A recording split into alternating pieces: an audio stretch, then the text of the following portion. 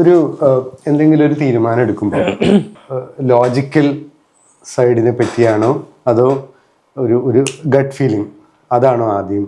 Mixed ആണ്, രണ്ടും വരും. ഇപ്പോൾ നമ്മളൊരു പുസ്തകം എഴുതുന്നു, ഒരു ചാപ്റ്റർ അത് എഴുതണോ എഴുതണ്ടേ, അല്ലെങ്കിൽ ഒരു ചാപ്റ്ററിൽ ഒരു വരി എഴുതണോ എഴുതണ്ടേ, നമ്മൾ കുറേ ചില സമയത്ത് ലോജിക്കലി ഒരുപാട് ആലോചിച്ച് നമുക്ക് ഉത്തരം കിട്ടില്ല. കാരണം രണ്ട് ലോജിക്കലും സ്ട്രോങ്ങർ ആയിരിക്കും. ഇതിനകത്ത് സ്ത്രീയുടെ തലച്ചോറ് എന്ന് പറയുന്ന ചാപ്റ്റർ ഉണ്ട്. അത് ഒരു ഫീമെയിൽ ബ്രെയിനിനെ കുറിച്ച് കുറച്ച് ഇൻഡെപ്ത് ആയിട്ട് പറയുന്നതാണ്. അത് എൻഡ് ചെയ്യുന്നത് MTയുടെ ഒരു ഫേമസ് ആയിട്ടുള്ള വളരെ നെഗറ്റീവ് ഫീഡ്ബാക്ക് കിട്ടിയ വടക്കം വീരഗാഥയിലെ ഒരു വരി വെച്ചിട്ടാണ്. ഒരുപാട് സ്ത്രീകൾക്ക് അത് കേട്ടപ്പോൾ ഒരു ബുദ്ധിമുട്ടുണ്ടായിട്ടുണ്ട്. ഞാനത് എഴുതിനേക്കാളും 100 വട്ടം ആലോചിച്ചിരുന്നു. ഞാൻ ആ ചാപ്റ്ററിനെ കുറിച്ച് എഴുതുന്ന ഒരുപാട് ആലോചിച്ചിട്ടാണ്. ലോജിക്കലി ആലോചിച്ചിട്ട് എങ്ങും എത്തണില്ല. രണ്ടിനെ സപ്പോർട്ട് ചെയ്യുന്ന ആ വരി എഴുതണം എന്ന് പറയുന്ന 100 കാരണങ്ങളുണ്ട്, അവർ എഴുതണ്ടെന്ന് പറയുന്ന 100 കാരണങ്ങളുണ്ട്. അപ്പൊ ഞാൻ എന്ത് തീരുമാനിക്കും? അവിടെ നമ്മുടെ ഗട്ട് ഫീൽ വരും.